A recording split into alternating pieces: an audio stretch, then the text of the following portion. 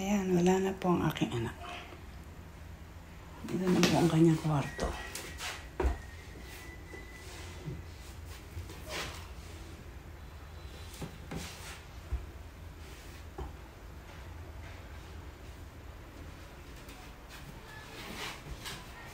Wala na to.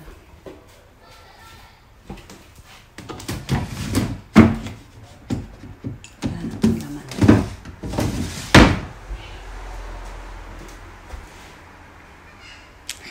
Oh my goodness.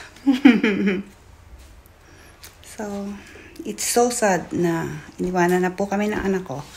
Naglipat na siya ngayon. Wala magagawa. Ganun talaga. She needs to grow up.